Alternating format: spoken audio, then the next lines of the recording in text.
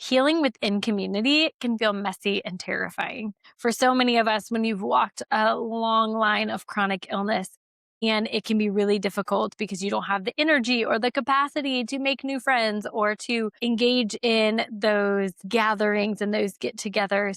And without realizing it, sometimes just out of a self protection, we kind of start pulling away from people. We don't want to cancel one more time. We don't want to be a bad friend one more time, or people just don't understand what we're walking through. And therefore, we start self protecting in a way of our nervous system and our energy, and we just don't have capacity. We also might feel fearful, right? We are a generation of women who feel like we need to hold all of the pieces and we don't want to ask anyone else for help. And so when I have to ask for someone for help, when I have to admit that I am struggling, sometimes it feels like we just have a tendency to pull back. And yet I find over and over again that when we reach for community, and that can look very different, right? That can look like gatherings, that can look like a text message, that can look like a phone call.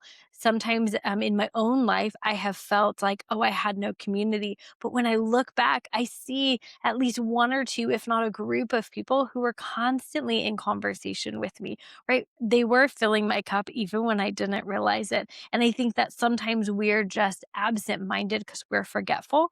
And so we can just not even realize that we're actually in community. A great story was at a season of life where my health was really bad and I was working with a new practitioner.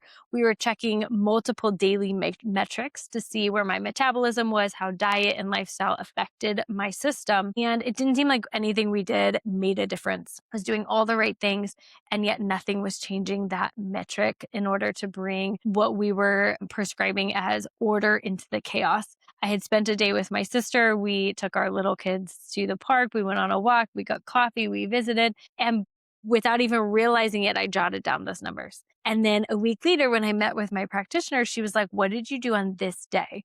And I was like, "Well, I went with my sister." Like, it just did not seem like a big deal. And when she was like, "That, you need more of that," because my numbers were so perfectly in line and perfectly in balance, all because I had spent time, what seemed so simple, but I had spent time with my sister. And I've seen this in clients when we're looking at blood sugar, when we're looking at blood pressure, when we're looking at matrix on a daily basis and nothing is getting that needle to move. And then we find that so often it's what filled your cup. And most of the time it's people.